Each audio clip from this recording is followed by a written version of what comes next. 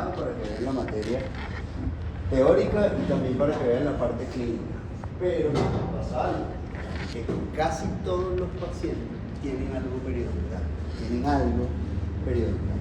Tienen alguna inflamación, tienen algún tratamiento que va desde un menor grado de complejidad hasta un mayor grado de complejidad. Si ven todos los dos lados. Entonces vamos a hablar un poquito hoy de las cosas que tienen que tener en cuenta cuando evalúen a sus pacientes. Los pacientes que están viendo hoy son ustedes mismos y deberían de ser pacientes sanos.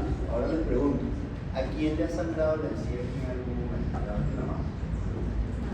¿Quién ha tenido una caries aquí en algún momento? No les dé pena, no pasa nada. Okay. Son enfermedades, son las dos enfermedades que tienen mayor prevalencia en la cavidad bucal.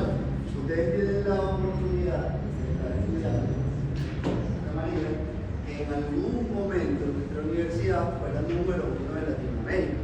Ahorita todo lo que se está haciendo en la facultad, todos los trabajos, todos los cambios están enfocados a que volvamos a ser la primera facultad de Latinoamérica. Y ustedes van a ser los responsables de eso. Que las generaciones que vienen en camino, esta primera generación, este primer año, va a ser el encargado de llevar el enfoque a eso. La universidad, como todos saben, es un campus espectacular. Yo me gradué acá, hice mi pregrado aquí en la Santa María, después hice mi primer posgrado en Brasil, hice periodoncia, y luego regresé a la universidad a hacer una maestría de implantes, que esta semana se volvieron a abrir los posgrados. Y desde ese momento me quedé aquí dando clases. Tengo más de 10 años siendo docente, dando la materia de periodoncia. Yo soy el coordinador de todo lo que es periodoncia de la facultad, junto al doctor Castañeda. Y les digo con propiedad, he tenido la oportunidad de ir a múltiples facultades en Venezuela y en otros países, y uno a veces dice, no, la universidad de no sé qué, la universidad de no sé dónde. Cuando llegan a esa universidad, encuentran que es un edificio cerrado totalmente, donde no es la luz del día nunca cuando estás aquí. Aquí tenemos un campus que es muy bonito, y a veces uno no valora las cosas hasta que no las tiene. Así que valoren lo que tienen y valoren la facultad. La Universidad de Santa María es una cosa, y la facultad de odontología dentro de la universidad es otra cosa. O sea, lo que le da nombre a esta universidad realmente es la facultad de odontología. Y no tiene un año, la facultad tiene más de 25 años regresando odontólogos, están por todo el mundo haciendo un trabajo espectacular. Ya todos ustedes conocen sus salones, conocen las clínicas, que es quizás su primer contacto con la odontología. No son unas unidades convencionales, es una filosofía de trabajo que creó el doctor Calatrava en algún momento, en donde se trabaja a 4 manos, y ese trabajo a 4 manos debería facilitar la atención. Al mismo tiempo, tenemos unas aulas para hacer hands-on, para hacer prácticas y para poner en marcha toda la teoría para después poderlo llevar a la boca del paciente. Ustedes tienen una oportunidad, que es aquí en primer año, que empiezan a ver pacientes, o sea, se empieza a ver entre ustedes mismos, empiezan a ver las mucosas, los tejidos duros, los tejidos blandos, que eso no pasa en otras facultades de odontología. Generalmente se empieza a ver pacientes al tercer año, entonces ya cuando tú tienes menos horas de vuelo, menos horas de experiencia, quizás ya cuando estás en quinto año, son menos pacientes los que has atendido.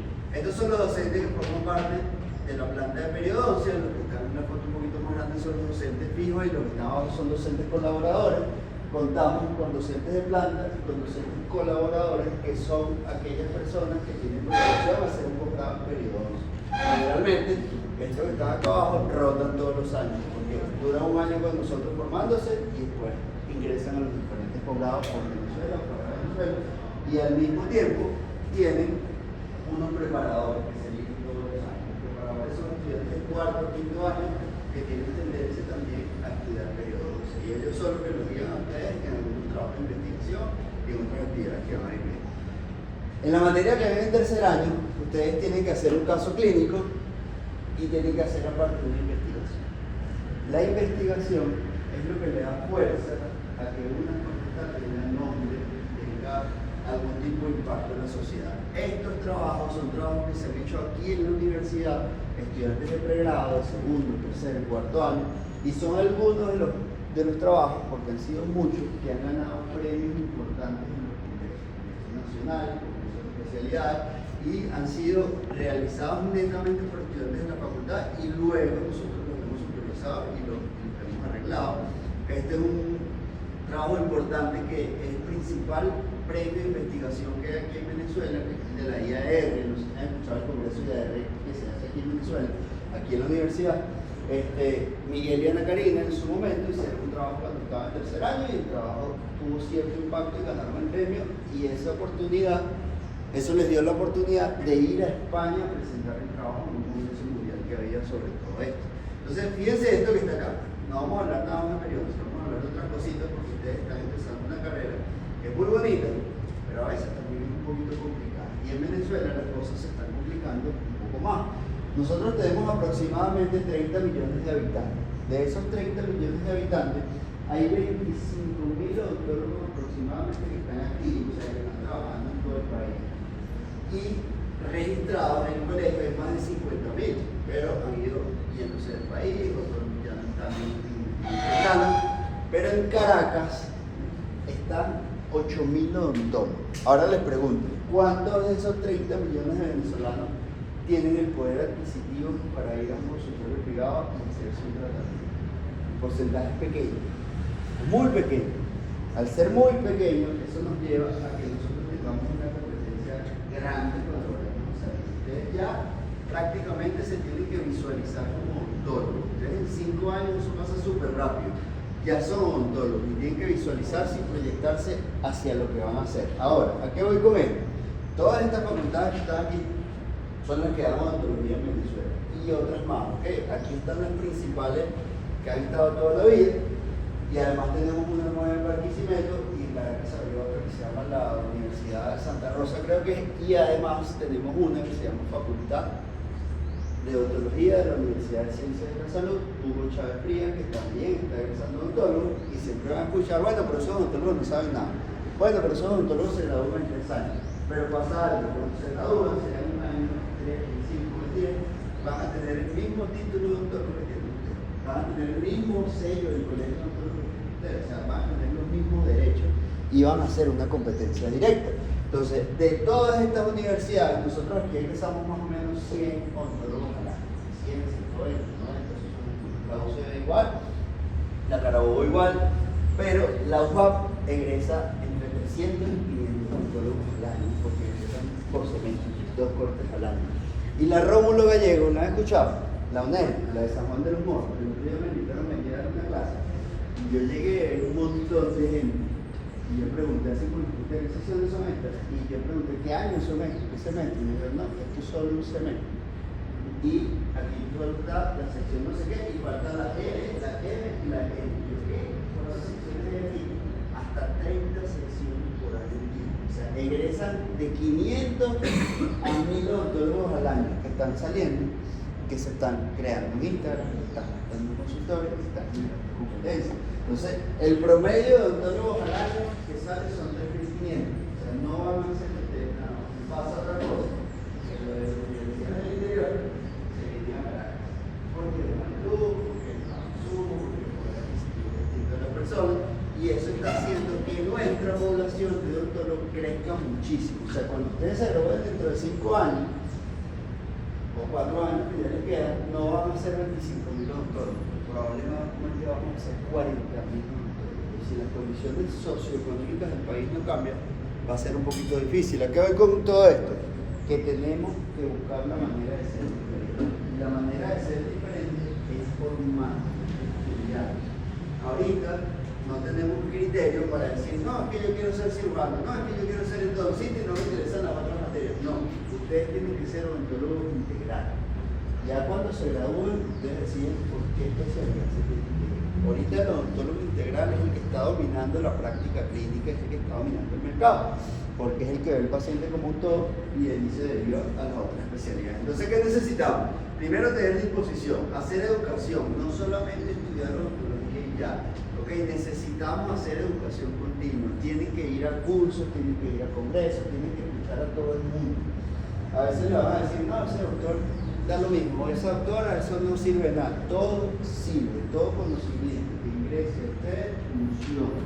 Lo va a ir formando y va a ir generando sus criterios. No subestime ninguna información. Algunas veces no solo aprendemos cómo tenemos que hacer las cosas, sino también cómo no tenemos que hacer las cosas. A veces vemos cosas en los demás, no, esto está malísimo, eso también importa, porque yo no quiero hacer eso que está haciendo, yo no quiero hacer eso que está haciendo esa persona. Y eso es importante para ustedes. Entonces, necesitamos ser autodidactas, no se queden solos con lo que les dan. Yo les voy a dar una hora de clase. Y en una hora de clase es el 0.5% de la periodoncia. A los que les doy un año de clase es el 20% de la periodoncia. O sea, no lo es todo. Siempre hay un poquito más. Y depende de cada quien hasta dónde queremos llegar. Y depende de lo que veamos en nuestros pacientes, es lo que nos va a llevar a eso también. Entonces, todo lo que hagamos, hagámoslo siempre con un propósito. ¿Cuál es el objetivo de usted? ¿Cuál es el propósito de usted? Estando en primer año. Graduarse de odontólogo, ¿no? Y eso háganlo con pasión, háganlo con ganas. Si no les gusta, créanme que están en el mejor momento para tomar la decisión de cambiarse. Es el mejor momento. No se sientan obligados por nadie. Pero hay gente que sin querer, o sea, no le gusta la salida. No soporta ver sangre porque se desmaya. Y así muchísimas cosas. Así que si hacen esto, háganlo porque realmente les gusta. Eso es lo más importante. Y cuando a uno le gusta algo, uno lo hace con eso. Si no te gusta, es difícil poder darle las ganas a eso. Entonces, vamos a hablar un poquito de periodoncia hoy en la mañana. ¿Qué es la periodoncia?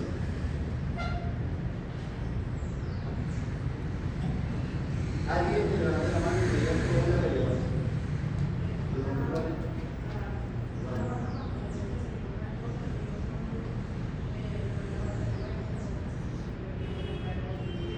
Perfecto. Orlando dice que es una rama de la antología que se encarga del estudio de los tejidos blandos y el hueso de los tejidos duros.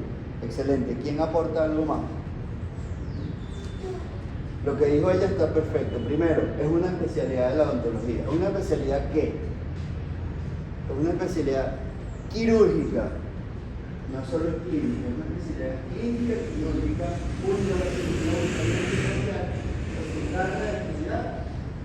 los tejidos de soporte del diente. ¿Cuáles son los tejidos de soporte del diente?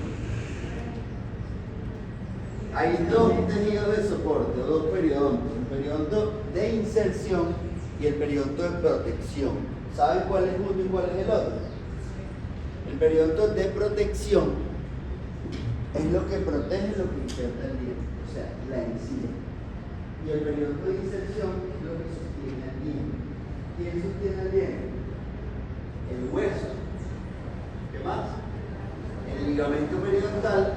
¿Y quién forma parte del diente que también de inserción? El cemento radicular. ¿Ok? Entonces, la periodoncia es una especialidad clínica quirúrgica que se encarga del diagnóstico, la prevención y el tratamiento de todo lo que tiene que ver con los tejidos de soporte del diente.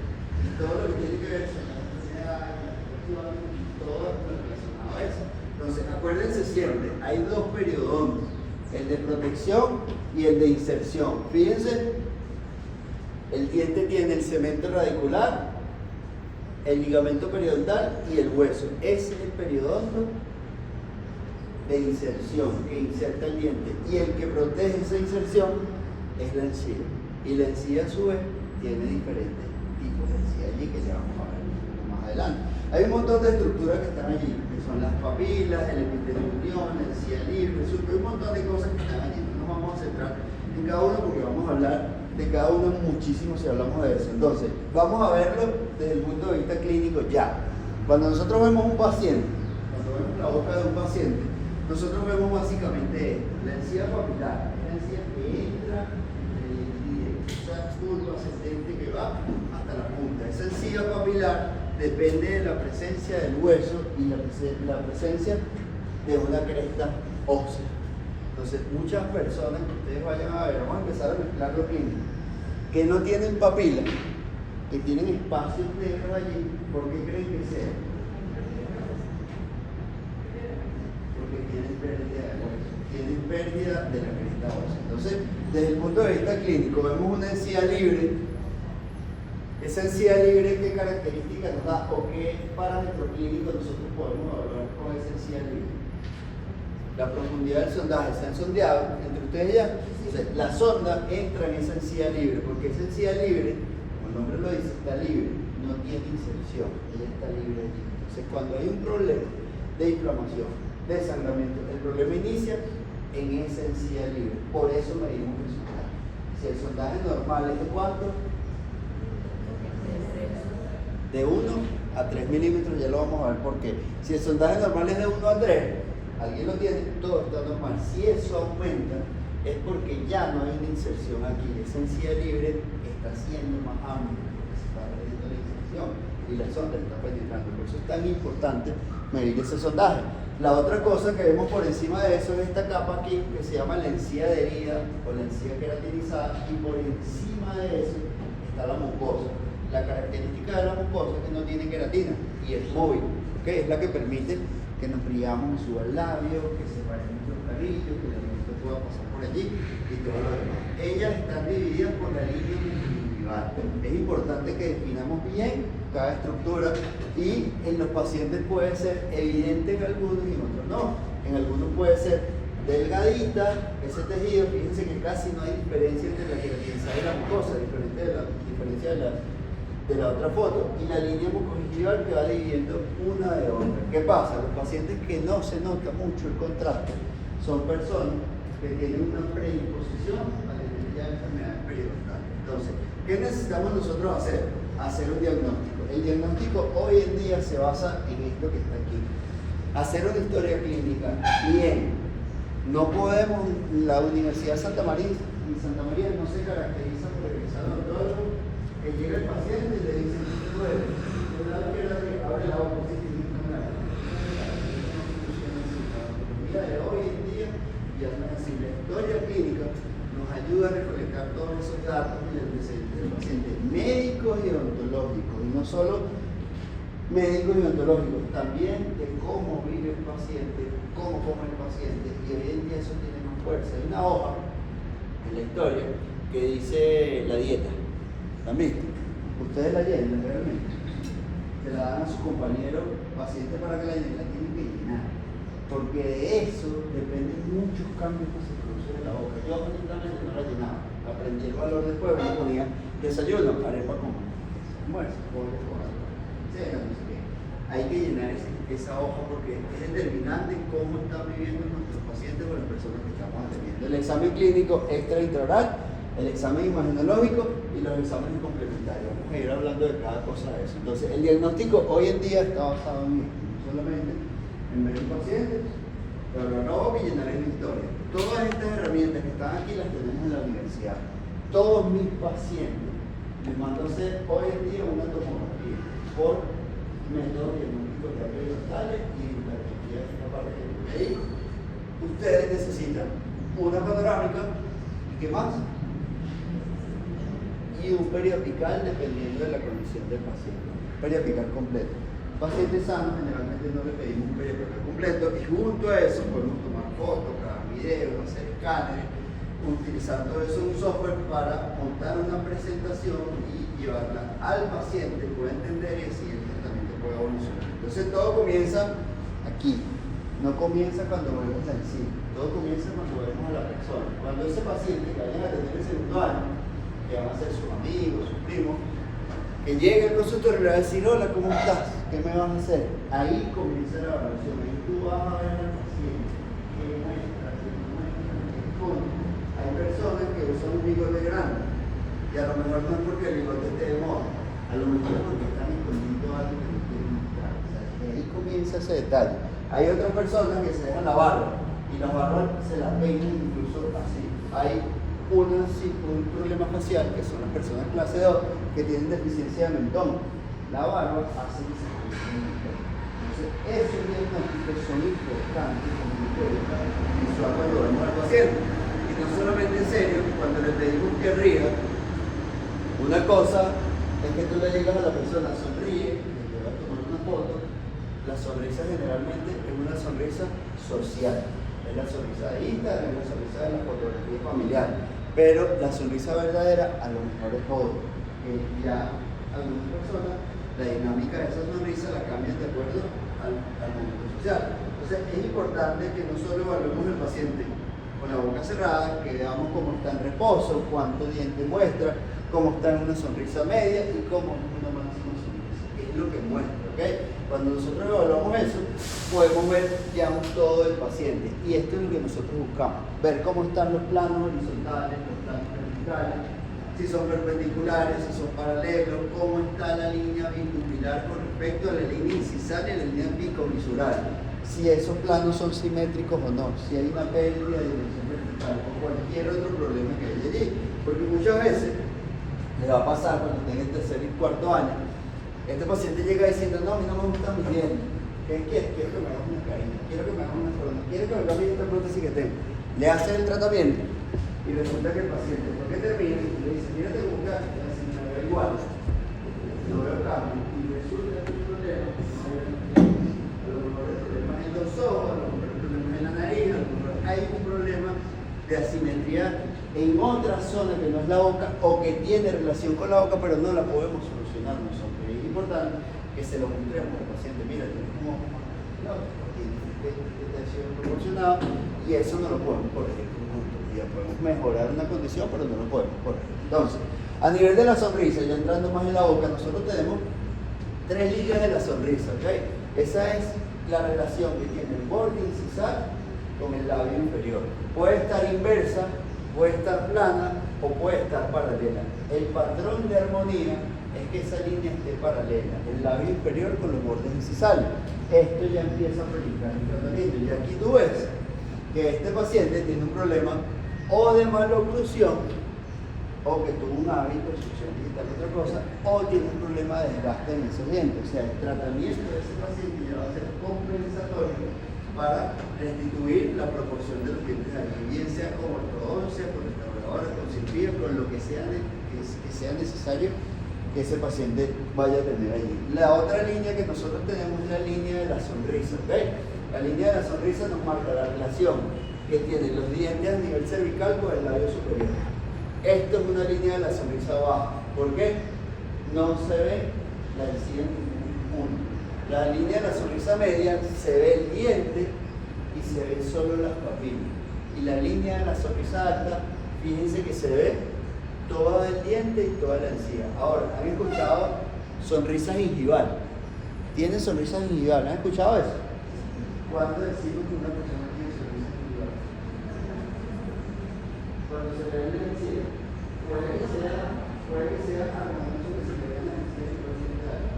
Generalmente el patrón ahí es cuando tiene posición de más de 4 milímetros de encía, porque hay un exceso vertical del maxilar y ya eso no genera tanta armonía. Cuando hay 1, 2, incluso hasta 3 milímetros de posición, no se considera una sonrisa gingival, se considera una sonrisa alta. Y eso después tiene implicaciones en el tratamiento. Lo vamos a ir viendo a medida que pasa la cosa. Entonces, esto que está aquí son los parámetros de armonía, no de periodoncia, los parámetros de armonía de la sonrisa y de los dientes. Fíjense algo, labio superior y labio inferior paralelas a esas líneas. ¿Lo ven? Borde incisal paralelo con ellos también. La línea de las papilas también es paralela.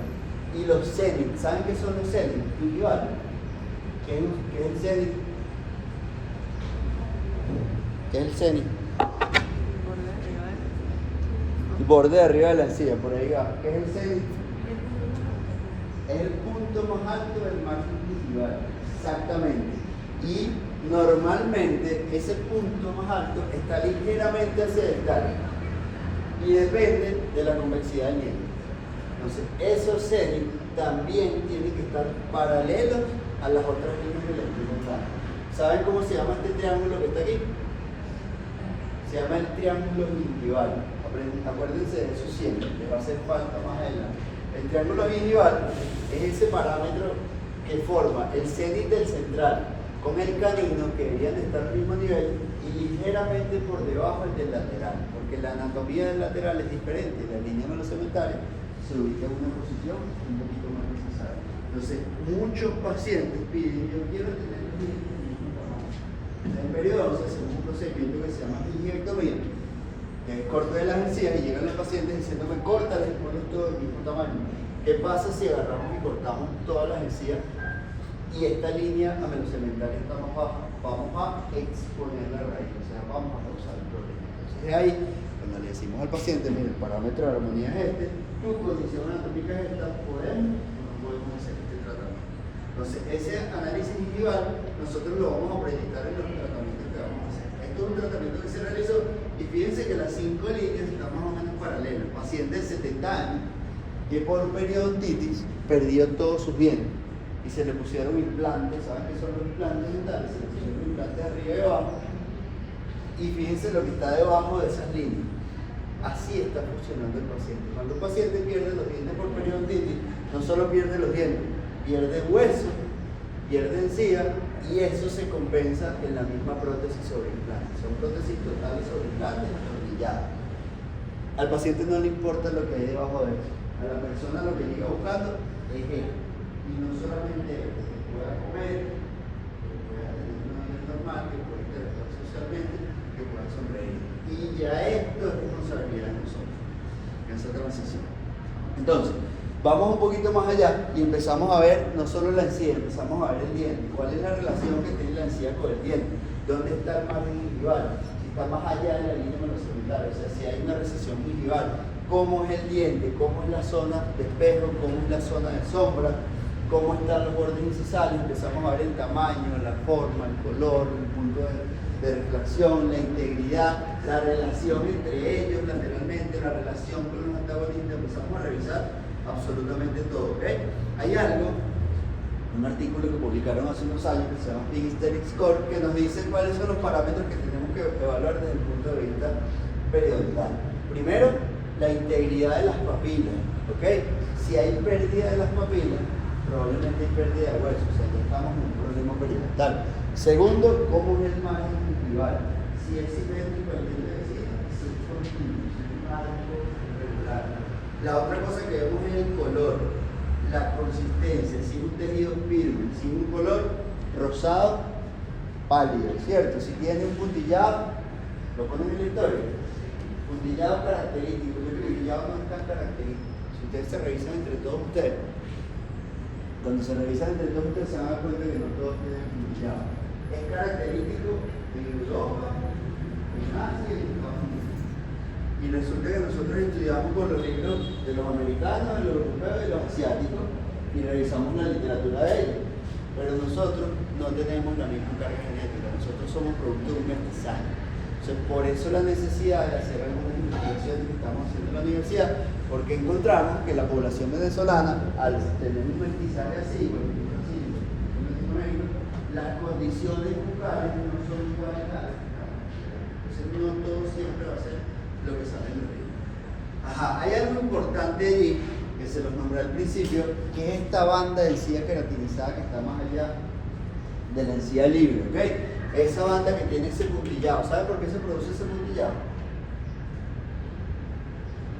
¿Alguien tiene idea por qué se produce el puntillado? Las fibras de colágeno, cuando tienen una buena proporción, una buena ubicación, hacen tensión, y esa tensión genera microconexiones y estos son los puntillados. Ahora, hay personas que no tienen el puntillado. ¿Por qué? Porque no tienen colágeno suficiente. Cuando no vemos ese puntillado, ese periodonto tiene susceptibilidad a tener enfermedades en algún momento. Así que es importante ver cuándo es esa banda. La Academia Americana de Periodoncia determinó que necesitamos por lo menos 2 milímetros de esa banda de encía queratinizada. Una manera de nosotros determinar cuando no se ve bien, cuando no se diferencia por colores, es haciendo presión horizontal con una sonda, y lo que se hace isquémico está queratinizado, y lo que no se hace isquémico es mucoso, o sea, no tiene queratina, no tiene suficiente colágeno. Se llama la maniobra de Bowen. Y otra cosa importante es que no solo depende del ancho de la banda, sino del grosor. Ese grosor, mientras más amplio sea, más estabilidad se le da a lo que está protegiendo. ¿A qué está protegiendo ese periodonto de protección? ¿A qué está protegiendo el periodonto de protección? La encía. ¿A quién protege? Al hueso. Mientras más gruesa es la encía, más estabilidad va a tener el hueso. Mientras más delgada es la encía, menos estabilidad va a tener el hueso, o sea, más probabilidades de tener una enfermedad gingioperiodontal. Entonces, cuando hay encía queratinizada suficiente, hay un sellado biológico allí, ¿ok? Cuando la gente come, cuando se cepilla, esa encía se debería mantener en su sitio. Cuando no hay una susceptibilidad a enfermedad periodontal, puede haber una pérdida de inserción y hay dolor. Cuidado con esto del dolor. Les pregunto, ¿la encía duele? No. Cuando un paciente dice, ay, tengo un dolor aquí en el cuello, ¿es la encía o es el diente? Depende de qué.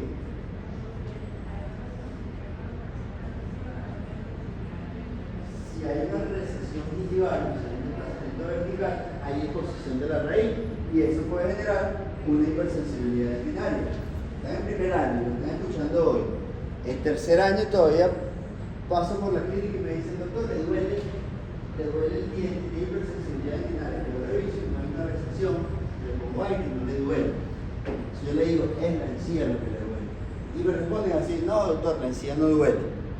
Le digo, agarra la sonda o el explorador, ahorita te lo clavas en la encía y dime si duele o no duele. Es que te duele, si se pone en el explorador la sonda en la encía, obviamente que duele, porque hay terminaciones nerviosas. Ahora, ¿cuándo duele espontáneamente?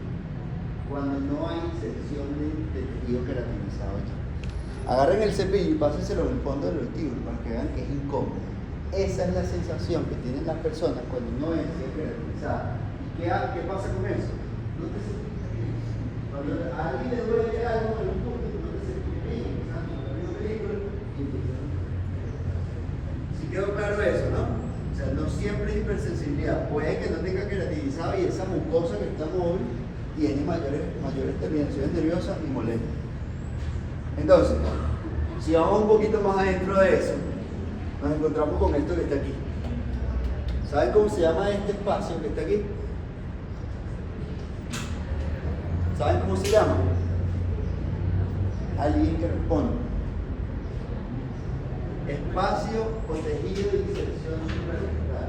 Anteriormente, lo vamos a conseguir haciendo un libro y un artículo, se llamaba espacio biológico. ¿Okay? Todo lo que estábamos hablando era macro. El espacio biológico es la unión entre el diente y la encía que sella, ¿okay? Que sella esa inserción y está constituida por tres cosas. Primero, el surco que lo da la encía libre, el epitelio de unión y el tejido conectivo que causa el sellado. Para que se produzca una enfermedad periodontal, las bacterias tienen que invadir el surco, tienen que inflamar, tienen que romper el epitelio de unión, tienen que romper el conectivo y ahí comienza la pérdida de hueso. O sea, es un proceso que muchas de las personas que tienen el problema te dicen, pero yo no tenía eso sería de la semana pasada. Eso no se da, eso es un proceso, una fisiopatología importante que no vamos a hablar de eso ahorita. Ahora, ¿qué tienen que saber hoy de esto? Que ese tejido de inserción suprarrectal mide eso que está allí, recuerden, de arriba del surco hacia abajo, es el surco, el epitelio de unión y el tejido conectivo. Esas tres medidas están histológicamente representadas así, pero nosotros no podemos hacer todo histológico a nivel clínico, entonces se hizo un redondeo de 1 milímetro cada estructura, 1 milímetro de surco, 1 milímetro de epitelio de unión y 1 milímetro, que es lo otro que está por debajo, de inserción o tejido conectivo. Ahora, ¿cuál es la profundidad del sondaje normal? Ustedes deberían encontrar el secreto de de 1 a 3. Ahora, aquí dice que es 1. ¿De qué depende que sea 1 milímetro, que sea 2, que sean 3, o que sean 4 y esté sano? Porque cuando está enfermo, la profundidad del sondaje aumenta. ¿Por qué? Porque se rompe esta inserción y la sonda penetra todo ese espacio. Si un paciente está sano, no sangra, no tiene signos radiográficos de pérdida ósea, lo sondeamos y mide 4. ¿De qué depende que sea 1 o sea 4? Si pérdida de ósea, el paciente sano. De 1 a 3, perfecto. Ahora, ¿de qué depende que una persona tenga 1, tenga 2, 3 o 4? El grosor de la encía. Y eso se llama el fenotipo periodontal. Y de aquí en adelante lo van a ver. ¿Ustedes quieren hacer endodoncia? Tienen que saber. ¿Quieren hacer prótesis? Tienen que saber. Y así sucesivamente todo. Ese fenotipo periodontal es el grosor que tiene la encía. Por lo general, si la encía es gruesa, el hueso es grueso. O sea, es más difícil que se produzca un problema. Si la encía es delgada, el hueso es delgado. Entonces, si la encía es delgada, la inserción es más pequeña y la profundidad de soldaje menor. Si la encía es gruesa, la inserción es más gruesa, en la profundidad de esa encía libre es mayor y el surco mide más, de 2, 3, incluso 4. Entonces cuidado, cuando encuentren 5 milímetros de profundidad del sondaje, pero no hay pérdida de hueso, no sangra, no hay inflamación, ese fenotipo probablemente es grueso.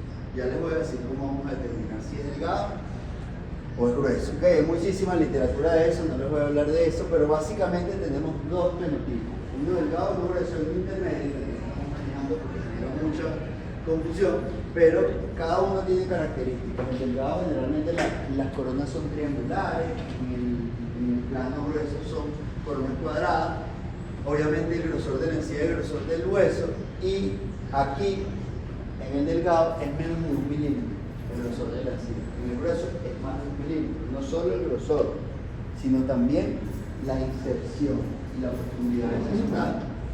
¿Cómo nosotros determinamos si uno es grueso o uno es delgado? Introducimos una sonda en el fondo del surco. Cuando introducimos esa sonda, si no se ve nada, es un fenotipo grueso. Si se ve algo, fíjense cómo se ve la sonda, es un fenotipo delgado. Y eso es muy importante absolutamente para todo, para los movimientos de ortodoncia. Un diente que está rotado, que tiene un fenotipo delgado y se va a desrotar, probablemente se le forme una recesión, porque esa encía no soporta esas fuerzas que están allí. Un diente que se le va a hacer una carilla o se le va a hacer la corona que necesita en un fenotipo delgado y deciden hacerle utilizando materiales metálicos, materiales cerámicos, ese metal va a hacer reflexión y a esa persona en esa zona se va a hacer translúcido el metal. A una persona que le hicieron un tratamiento de conducto defectuoso, en donde el hierro sale por los canalículos retinarios y pigmenta la raíz, toda esa zona donde está el tratamiento de conducto defectuoso se va a ver de otro color. Entonces en esos casos se hace procedimiento quirúrgico donde se hace el cambio de perspectiva, se hacen injertos de encía allí. ¿Si vamos bien hasta ahora? Sí. Chévere, entonces de esto, el fenotipo nosotros lo podemos evaluar no solamente clínicamente, sino también a nivel de tomografía. Y algo importante, que esto fue por lo que Ana Karina y Miguel se ganaron el premio, fue un estudio de fenotipos. Ellos llegaron al tercer año, quiero hacer esta investigación. ¿De qué? De la encía de no sé qué, eso le llamamos el fenotipo. Resulta que esto es lo que dicen todos los artículos. Y aparte hay otra que es un sondaje transgingival. Meten la sonda aquí y miren. Entonces nosotros lo que hicimos fue analizar aquí tomografía y a los mismos estudiantes de la facultad a ver qué pasaba si nosotros le hacíamos, medíamos la translucidez, medíamos el sondaje transgingival, medíamos la inspección clínica y además veíamos lo que pasaba en la tomografía. Y resulta de que no siempre que la sonda no se ve el fenotipo grueso, a veces es delgado. ¿Y de qué depende eso? Obviamente de la carga genética de cada persona, y las cargas genéticas aquí las tenemos envueltas en un aprendizaje. Entonces las condiciones que tenemos en Venezuela no son las mismas condiciones que tienen en Estados Unidos o en algún otro país. Ajá, seguimos. Esto es importante también. Anatomía dental, ¿ok? La corona anatómica es la que va de la línea melosometaria al borde incisal. La raíz anatómica va de la línea melosometaria al ápice. Ahora, ¿cuál es la corona clínica? La que está desde el borde de la encía, o sea, la que se ve. ¿Y cuál es la raíz clínica?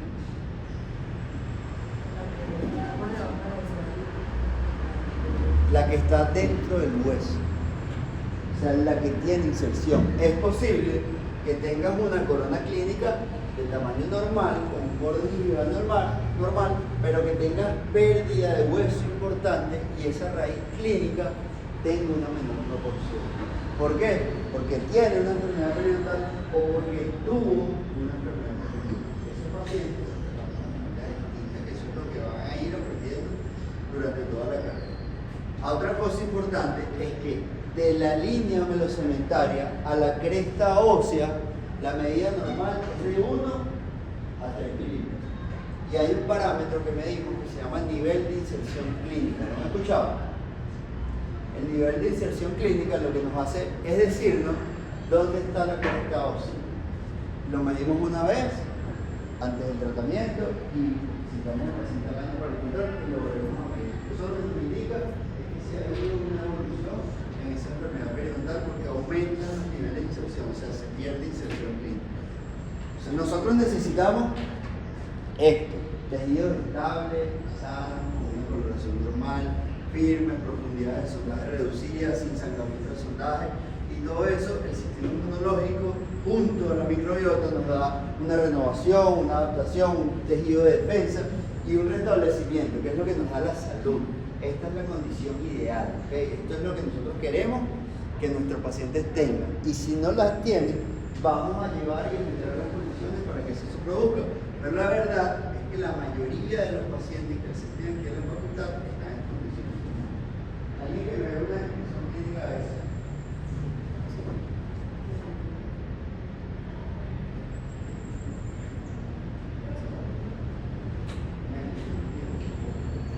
Sin pena, aquí no vamos a jugar a nadie.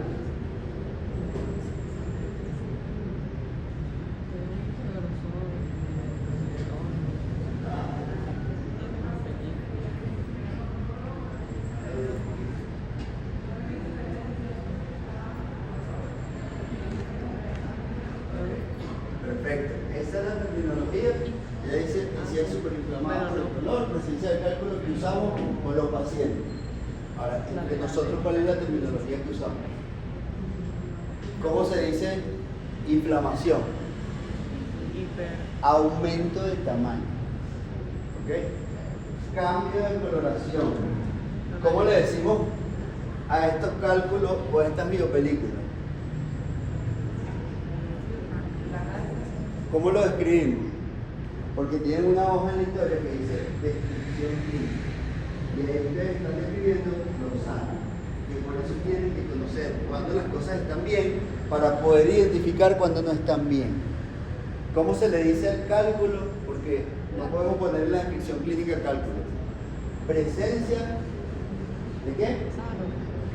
De irritantes locales, supragingivales y probablemente subgingivales porque miren la condición.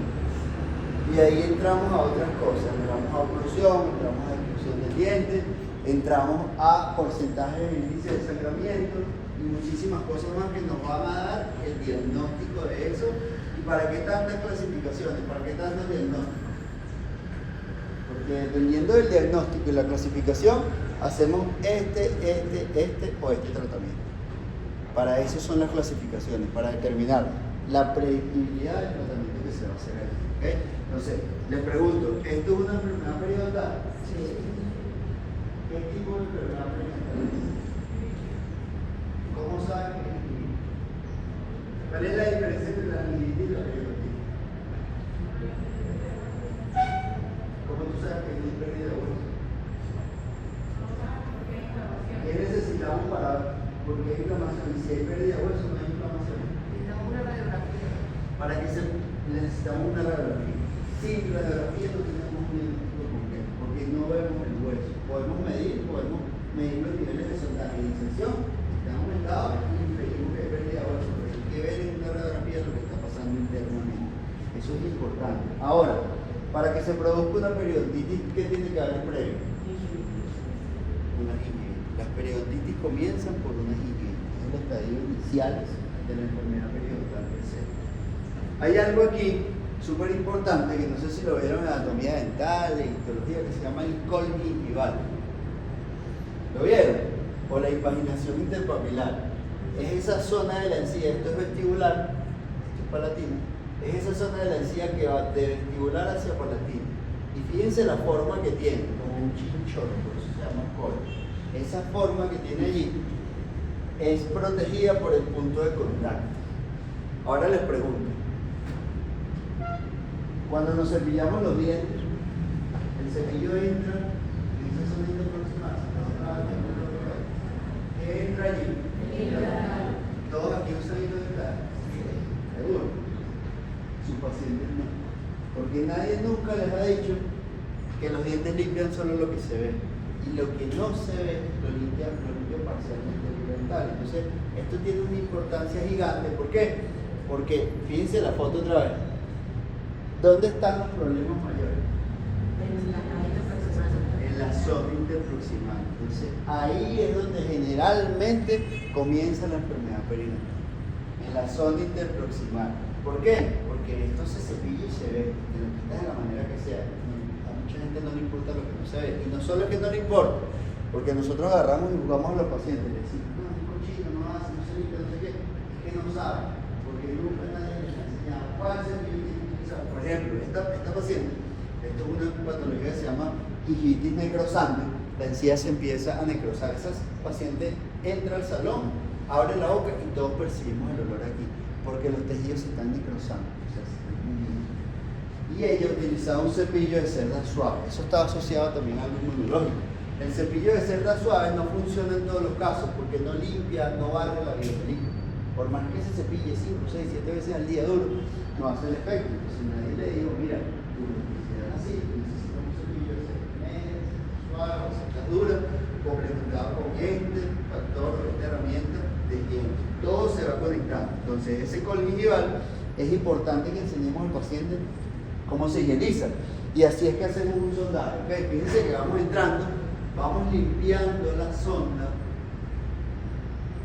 Y fíjense que en unas zonas hay profundidad de 2 milímetros, miren en otras zonas. O sea, en un punto del diente podemos tener periodontitis, en otro punto no. Entonces, eso es lo que nos va a ir diciendo es el parámetro que tenemos en el periodontiograma, ¿saben? Que marca la encía y el hueso en rojo y en azul. Esto es lo que nos da esa inserción. Y si esto está así, aquí hay pérdida de hueso, en el otro lado hay pérdida de hueso. Por eso es tan importante introducir la sonda y verificar que realmente tenemos un sellado allí. Entonces, volviendo a esto, vamos a revisar qué es lo que necesitamos nosotros hacer en los periódicos. Eso realmente lo están haciendo. Y el otro año también se lo vamos a dar. El otro año la parte periodontal se la da el doctor Harold Castañeda. Les da la clasificación de la enfermedad periodontal. ¿La han visto? Es un poquito complejo. Yo les voy a hablar por encimita de eso nada más. Aquí necesitamos colocar el sondaje periodontal, el índice de sangrado, el índice de biopelícula, el índice de placa, el nivel de inserción, si hay recesión, si hay movilidad, si hay lesiones de pulga y cómo está la evolución. Es súper importante. Esto que está aquí es un periodontograma digital. Hay unas sondas digitales que tú las llevas por el surco y él te va marcando las líneas que nosotros marcamos con las manos. Te va marcando todo, o sea, te van prediciendo todo. Y ahorita con la inteligencia artificial te va prácticamente diagnosticando cuánta pérdida de hueso tiene y qué tipo de periodontitis allí. Pero nosotros tenemos esto, que es lo que tenemos que saber usar bien.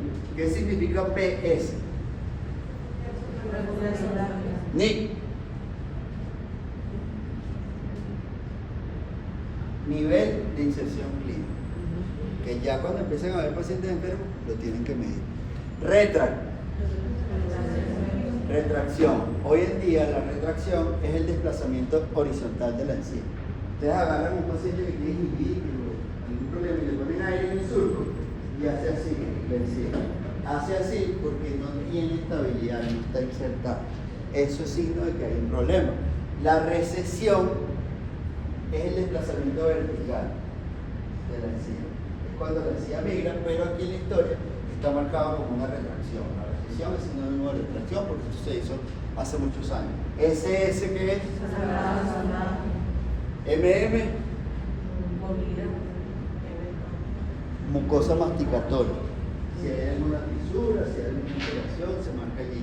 UMG o la mucosa gelatinizada, bien, la MM. UMG, unión mucogingival.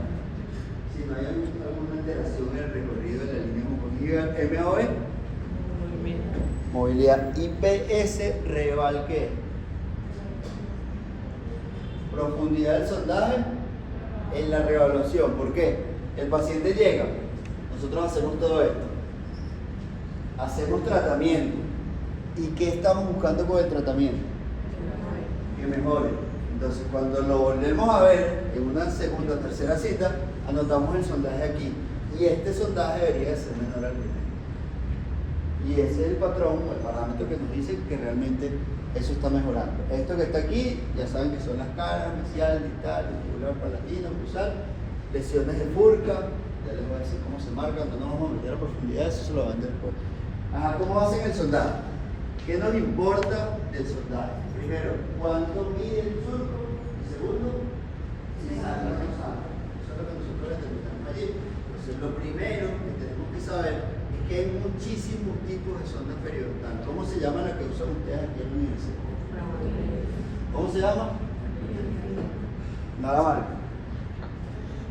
¿Cómo se llama? OMS una. ¿Y cuál es la otra? ¿Cómo se llama la periodontal? ¿Para qué usan la OMS?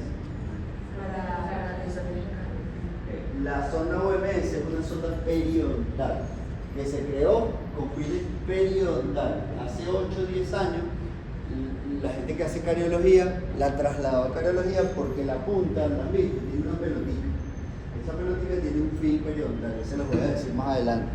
Esa pelotita no es agresiva y no entra en las cosas fisiológicas, por eso yo trabajo eso, pero es una sonda de periodoncia. La que ustedes usan acá tiene una parte plana y tiene una parte que es redonda. ¿La han visto? La que tiene. Esa sonda se llama la sonda de William Fox, ¿ok? Puede ser la William Fox o puede ser la sonda de Glickman. Tienen algunos unos y algunas otras. Esas son las que comercializan aquí en Venezuela.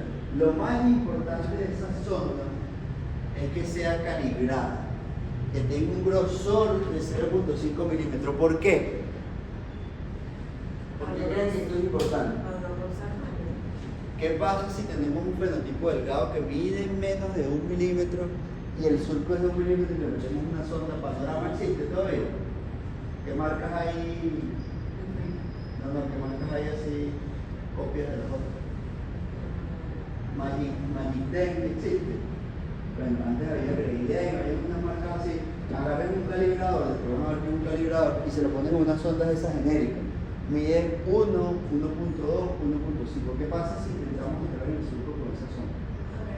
Desgarramos esa encía y podemos producir una recesión gingival. Haciendo un diagnóstico podemos producir un problema. Entonces, las sondas Eufridi tienen una calibración de 0.5, que la puedes usar en cualquier tipo, es importante que tengamos eso presente. Tiene su característica como todo instrumento de comunidad, ya eso depende de cada quien, y es calibrar. Ahora, ¿cómo hacemos el sondaje? Hay personas que entran, limpian, salen, entran, medio vestibular, vestibular, y palatino también. Ahora, hay otras personas que te dicen, no hagas el sondaje así, entra con la sonda y pasa de una vez por todos lados. Como les mostré anteriormente, hay zonas que pueden tener un defecto. Entonces, tú para poder entrar a ese efecto tienes que hacer presión. O sea, la manera ideal no es deslizar la sonda completa, la manera ideal es entrar y salir en los puntos álgidos donde pueden haber problemas. Entonces, cuando tienes eso, tú lo trasladas así, y si tienes un defecto debajo de la encía, no lo estás viendo, no sabes dónde está, y es difícil que lo puedas dar. Y del sangramiento viene un parámetro clave, que es el porcentaje o el índice de sangramiento. ¿Saben para qué se usa eso? Si un paciente, ya les voy a decir cómo se saca el índice, si un paciente tiene hasta 10% de índice de sangramiento, todavía se considera un paciente sano. Antes, cuando yo estudiaba en la ciudad, todos los pacientes están enfermos. Y siempre nos decían, pero si lo estoy tratando, ¿queda enfermo? Sí, queda convivir. Es imposible, no tiene sentido. Entonces la clasificación en el 2017 cambió y nos dijo que la diferencia entre un paciente sano y un paciente enfermo es el índice de sangramiento, junto a otro parámetro clínico. Si ese índice es menor a 10, es un paciente sano. Podemos poner el diagnóstico salud gingival o salud periodontal. Si es un paciente con mayor a 10 ese índice de sangramiento, es un paciente enfermo. ¿Con qué? ¿Con gingivitis o periodontitis? ¿Con qué? Depende. Si hay pérdida de hueso, ahí es donde entra la clasificación. Esa sonda, como les dije anteriormente, entra de un corte histológico ligeramente hasta el epitelio de unión. Cuando se rompen estas fibras, la sonda se va. y vienen los sondajes de 6, 7, 8, 9, 10, los sangramientos y ya vienen problemas importantes. Entonces, el parámetro que nosotros hacemos, introducir la sonda, salir y entre 5 y 20 segundos, eso va a mostrar si sangra o no sangra. Ahora, ¿por qué sangra la encía? Porque está inflamado, obviamente. Externamente, porque sangra por dentro y no por fuera.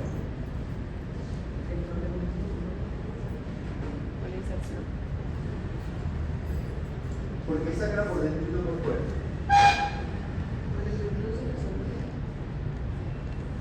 Ajá, porque introduce la sonda adentro. Tú puedes agarrar la sonda aquí y hacerla así.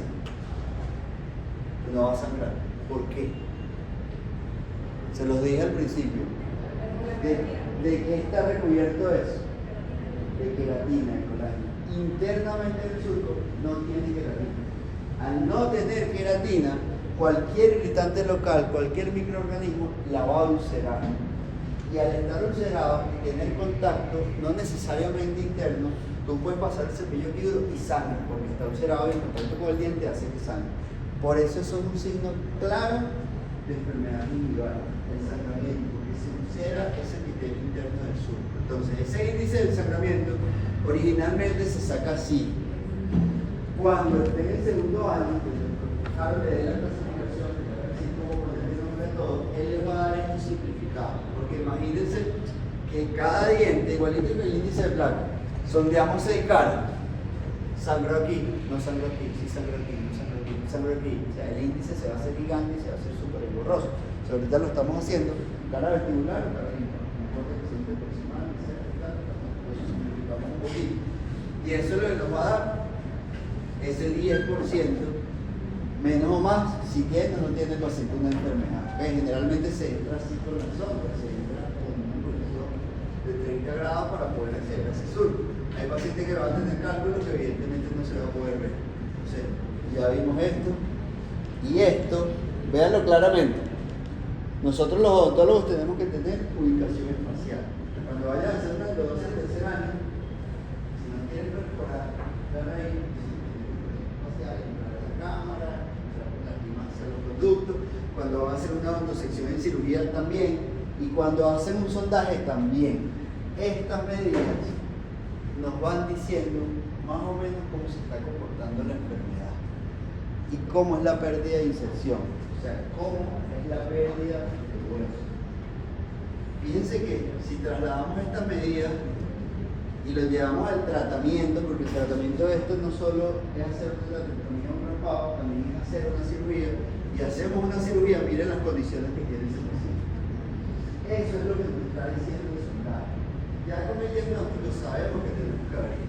Y aquí es donde vienen los grandes dilemas. ¿Qué hacemos? Primero, quitar los irritantes locales. Y después hay muchas alternativas.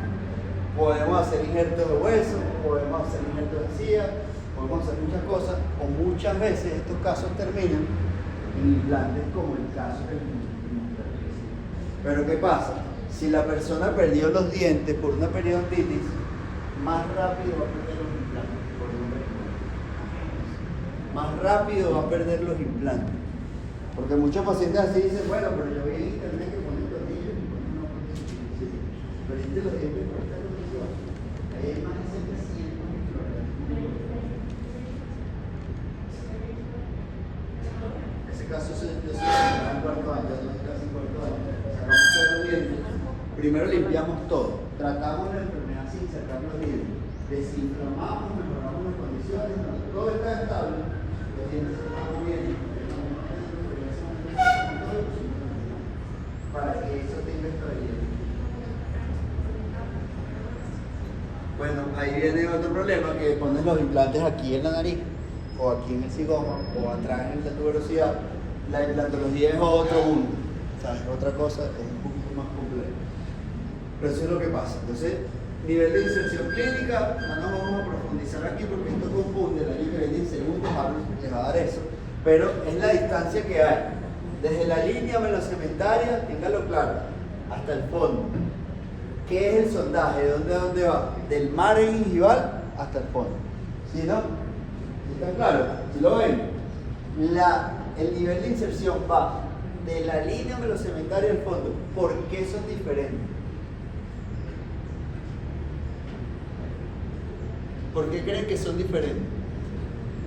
El margen gingival puede cambiar dependiendo si está inflamado o no. Entonces, eso no te dice cuánto hueso se está perdiendo. En cambio, la línea velocementaria nunca se mueve, siempre va a estar allí. Si a un paciente le medimos esto y está por encima de las medidas normales, quiere decir que hay pérdida de inserción, o sea, que perdió hueso. Entonces, hay una forma de calcularlo, no me voy a meter aquí ni lo voy a confundir. A veces se suma, a veces se resta, después el año que viene lo ven con calma. Hay otra cosa que son las lesiones de Purka. Las lesiones de Purka se dan en los dientes multirradiculares, que tienen hueso entre esas raíces. Cuando la enfermedad periodontal avanza, hace que se pierda el hueso allí. O sea, hay una clasificación. Algunas veces se comunican, otras veces no se comunican. Lo que les quiero dejar hoy con las lesiones de Purka es que no todos los dientes que tienen lesiones de Purka se sacan. También se le hace injerto al hueso o se le hace algún otro tratamiento. Estas son las clasificaciones. ¿Vamos bien? Sí. La otra cosa son las recesiones gingivales, que es la migración apical del borde marginal de la encía. Si se ve la raíz, hay una recesión. Si no se ve la raíz, todavía no hay una recesión.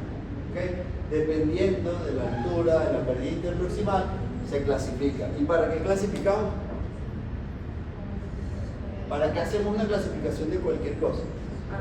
Para saber el tratamiento. Entonces, esta es la clasificación clásica. Si yo tengo esta recesión, es predecible que yo ponga un injerto de encía aquí y la tratemos sin problema. Y en esta también. Pero ya en esta no, porque hay pérdida de hueso. Y en esta tampoco, porque hay pérdida más allá del tamaño de la recesión.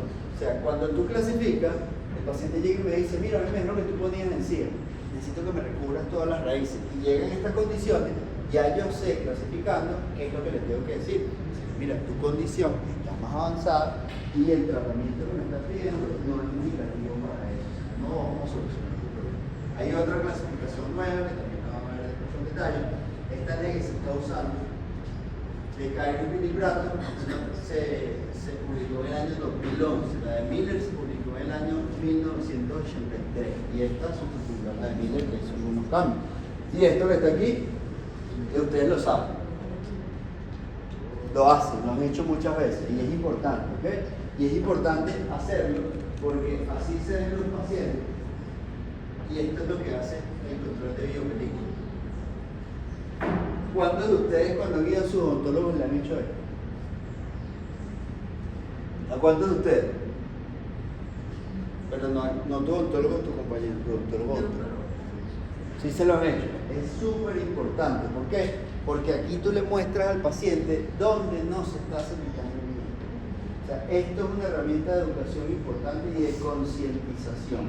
Hoy en día mi práctica clínica está más dedicada a la parte quirúrgica, pero cuando estaba un poco más dedicada al tratamiento de la enfermedad periodontal, yo agarraba y les ponía la fucina. Hay fucinas que pintan la biopelícula de 3 colores. Esta de 2, hay unas de 3 que te dicen cuántas películas divididas, cuándo es una placa de madura y cuánto tiempo tiene eso allí. Entonces, yo le ponía eso a los pacientes y les decía, mira, que no te estás cepillando bien, la explicación, tienes que reforzar esto, fíjense cómo están los espacios interproximales. Y le decía, bueno, cuando terminamos la consulta, listo. Y me voy a decir, sí, cepille. El paciente llega a la siguiente consulta. Empezamos el tratamiento y no le hacemos esto. Y el paciente ahí dice, mire, no me vas a poner el líquido que pinta de color. ¿Qué nos dice eso? Que se está cepillando bien, que estuvo pendiente de eso. Si el paciente no me dice nada, le pongo la función. Le digo, mira, el tratamiento no va a evolucionar hasta que tú hagas lo correcto. ¿Qué es esto? ¿Qué hacemos así? Verificar la movilidad. La movilidad no se prueba con el dedo. ¿Por qué? Porque ya hay un diente que se mueve y la piel tiene un grado de desplazabilidad. No vamos a determinar. Entonces, 2 instrumentos firmes, hacemos movimientos horizontales, movimiento vertical y determinamos. Esta clasificación es la que usamos aquí en la universidad. Tómenle una foto, la clasificación de Miller, en donde llega hasta grado 3, grado 0, una movilidad fisiológica de 0.2 milímetros y de ahí en adelante grado 1, grado 2 y grado 3. Un diente con movilidad grado 3 es un diente que tiene movilidad horizontal mayor a 2 milímetros y vertical. Es un diente que ya las fibras del ligamento periodontal se rompieron, probablemente indicado para exodoncia. ¿Okay? La movilidad no solamente la probamos así, porque nosotros, ¿cómo se llama esta posición? ¿Cómo se llama cuando un paciente está así? Máxima intercupidación. Máxima intercupidación. Nosotros vivimos en máxima intercupidación. Nosotros no comemos en máxima intercupidación. Entonces cuando a veces se hace una resina o se quiere ver si hay un problema oclusal, le dice muerde. Ah, no, mira, todo está perfecto. Pero resulta que nosotros vivimos así. Y fíjense lo que marca esto. Miren el canino y miren cuando hacemos la lateralidad. Miren los desgastes. Miren la guía canina. Y eso lo mismo pasa cuando hay traumas oclusales. Miren esto. Ese paciente me lo envía a un ortodoncista y me dice, mira, hazle unos raspados y alisados y trata la periodontitis. El problema no es ese, el problema es la función. Y cuando este paciente hace protrusiva, miren que se mueve todo el proceso alveolar. O sea, ya todo ese hueso que está interno se perdió. Ya esos dientes están indicados para eso. Ya es muy tarde hasta el tratamiento periodontal. Ni injerto, ni absolutamente nada. Entonces siempre la movilidad la medimos con instrumentos y también hacemos que el paciente haga protrusiva, haga guía canina, haga movimientos de lateralidad. Que los movimientos de lateralidad no solamente son los que salen en el cloro, porque tú le vas a decir al paciente, a guía canina, ¿sabes? A protrusiva, tú sabes. Brilla los dientes hacia adelante, hacia atrás y él te va a mostrar el patrón de inclusión que tiene. Una pregunta, en este caso anterior, pudo haber pasado porque como que la ortodoncia se hicieron de una mala manera, una mala práctica. Esa es la causa, ¿ok? Había una enfermedad periodontal que ya es un trauma y le ponemos ortodoncia a mover los dientes, la enfermedad periodontal avanza muy rápido, el hueso se absorbe rapidísimo. Entonces, esto es algo muy común que pasa con la ortodoncia, muy, muy común. Si van a hacer esa ortodoncia, vayan con personas que realmente sean especialistas y que tengan una casuística importante, porque, ojo, no solo ser especialista lo es todo. Tú puedes haber terminado el posgrado, pero faltan horas de vuelo también. Y lamentablemente nosotros los odontólogos no aprendemos en la pared, no aprendemos en el piso, o sea, no aprendemos en una tabla. Te equivocaste en la tabla, bueno, ponte la otra tabla. Te equivocaste en el diente que no era, perdiste el diente. Te equivocaste haciendo la incisión, se te dice el paciente. Y así sucesivamente con todo. Así que hay que tener mucho cuidado, por eso hay que prepararse. Entonces vimos todo lo clínico. Ahora, la imagenología. El estudio de entrada que nosotros necesitamos es una radiografía panorámica. ¿Okay? Todos nuestros pacientes vienen con una radiografía panorámica. ¿Qué evaluamos en la panorámica? O la evaluamos de adentro hacia afuera o de afuera hacia adentro, pero evaluamos todo, no solamente los dientes. ¿Okay? Fíjense la diferencia de los cóndilos de un lado a otro. ¿Lo ven? Fíjense la diferencia de este ángulo con este ángulo. Eso ya nos empieza a decir que probablemente hay una masticación viciosa de un lado, probablemente hay una nivel de plano nasal, o hay un problema de articulación de un lado.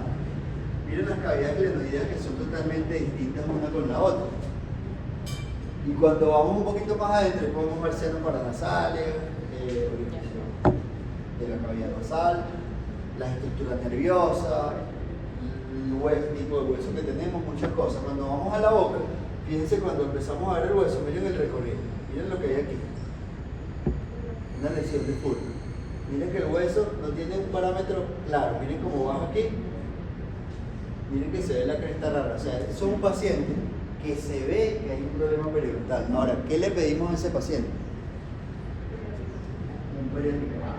Dependiendo de lo que veamos aquí, nosotros vamos a mandar a hacer el estudio necesario. Y el periapical completo es esto que está aquí. Son 14 radiografías, ¿ok? Más 2 radiografías periapicales. Y a veces los estudiantes preguntan, periodoncia antes no lo veía en primer año, lo veía en el tercer año y por eso hemos ido metiendo un poquito de algo para que ellos lleguen al tercer año con una visión distinta. Preguntan, ¿pero por qué me ponen las periapicales más 2 coronales? Si en las periapicales veo todo. ¿Ya han hecho radiografía? ¿Han hecho prácticas de radiografía? Hay una técnica que se llama la técnica del cono paralelo y otra técnica que se llama la técnica del HT. Entonces, dependiendo de la técnica, se superponen o no las imágenes. Esto es una coronal. Fíjense la cresta ósea que es una periapical, fíjense la cresta ósea en la periapical.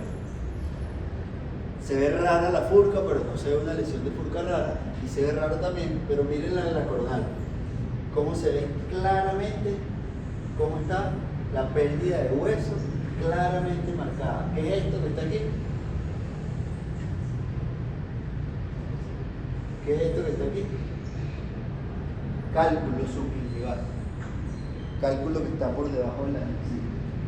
Entonces, básicamente necesitamos las dos radiografías para poder delimitar los defectos óseos. 5 minutos, ¿sí? Terminamos lo de radiografía y listo. Entonces, aquí, diagnóstico, diferencia entre gingivitis y periodontitis. Diferencia clave. En la periodontitis hay absorción. Pérdida de hueso, reabsorción ósea, ¿ok? ¿Qué tenemos que ver? Continuidad de las crestas. Fíjense que aquí no hay continuidad. Aquí la cresta debería estar aquí y miren todo lo que se ha perdido. ¿Sí? Espacio del ligamento periodontal, proporción corona de raíz, estructuras anatómicas importantes. Eso es lo que podemos ver en una periodontal, ¿ok? Fíjense cómo se ven los excesos de cálculo de una radiografía local anterior inferior. La cefálica muy poco, lo que usamos espejos, se lo usamos en implantes para recuperación de los espacios. Y esto es una tomografía. Ya hoy en día yo no pido radiografías, pido una tomografía. Si necesito una vertical, la hago en el consultorio. En la tomografía, tú agarras la boca del paciente y la tienes en la computadora. Le das vuelta, entras en la cámara, entras aquí, cuánto hueso superior, estimas cuánto hueso tienes que poner, dónde vas a poner el implante y todo lo que sea necesario. Incluso los endodoncistas hacen los tratamientos de conducto con una tomografía para entrar con la medida exacta y hacer eso que está ahí. Entonces, estos casos así, ya vamos a terminar. Esto falta bastante, pero lo voy a terminar con un radical. Estos casos así, haciéndole tratamiento que ustedes van a aprender, los podemos resolver. Entonces, la enfermedad periodontal es eso, es esto, hay un montón de bacterias ahí involucradas. Y esto que está aquí es la clasificación que va a dar el año que viene, con estos eslabones que están acá. Pacientes sanos y después pacientes con gingivitis, pacientes con periodontitis, otras condiciones y enfermedades en los implantes también está dentro de eso.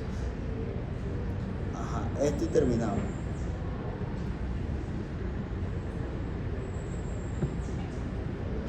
Entonces, algunas veces los pacientes llegan a estas condiciones y esas condiciones no solamente es que no se cepillan bien, esa condición puede tener relación con la parte inmunológica. Fíjense que son dos condiciones distintas. Miren la coloración. Miren la coloración aquí. Esto es producto de una enfermedad sistémica y unos medicamentos que está tomando el paciente. Entonces, esos tejidos no van a desinflamar si nosotros no hacemos cambios. El médico tratante hace cambios allí locales. Y depende mucho cómo están viviendo las personas. Entonces, estos pacientes en estas condiciones, a través de un tratamiento donde usamos todo esto, llegan en 7 días de esta manera. Fíjense el cambio. Sí se puede estabilizar una enfermedad periodontal y después eso se puede llevar a periodosis. Casos así, donde hay resinas mal adaptadas, simplemente quitando las resinas, haciendo el fácil higiénica, fíjense cómo evolucionan los tratamientos. Algunos casos distintos, miren otra vez el color. ¿Ven el color? No es un enrojecimiento, esa encía no sangra, esa encía está fibrosa. Eso se llama pseudobolsa. Esos casos así, haciendo cirugía periodontal, ectomía, podemos llevar eso a una condición totalmente normal. Y a veces encontramos esto. Este es el paciente que llega y dice, yo me hago limpieza cada 3 meses, doctor. Fíjense que no estoy inflamada ni nada. ¿Hay aumento de tamaño? Ligero. ¿Hay cambio de coloración en las encías? Ligero, abajo un poquito. Hay irritantes locales en exceso, como los casos anteriores que les he mostrado. Pero fíjense que esta condición no corresponde con esta condición radial. Miren toda la pérdida de hueso y toda la destrucción que tiene ese paciente. Y no se ve clínicamente. Ahora, estos diagnósticos son distintos porque son enfermedades periodontales con manifestación de enfermedad. O sea, lo que tiene el paciente en su organismo puede condicionar lo que pasa en su boca. Afortunadamente hay terapias en donde esos defectos se les hace regeneración ósea, se recupera la cresta, no todo se puede. Esto, que ya lo vimos, también puede terminar a través de cirugías periodontales, con planes, con hueso, con otras cosas, en esto. ¿Okay? Se puede recuperar parte de ese hueso que se perdió. Yo los invito a que desde ya formen un equipo. Ustedes no son enemigos ni son competencias, ustedes tienen que ser un equipo. En unos años, probablemente sus compañeros de trabajo van a estar aquí. A lo mejor su familia, a lo mejor sus hijos salen de aquí, a lo mejor todos. Y les recomiendo que hagan todo con disciplina. La disciplina es esto que está aquí, orden, limpieza y puntualidad. Y lo dejo con esto, no siempre es necesario hacer cosas extraordinarias, pero si es necesario hacer las cosas ordinarias de manera extraordinaria. Espero que les haya gustado la clase, pidan la orden para que necesiten.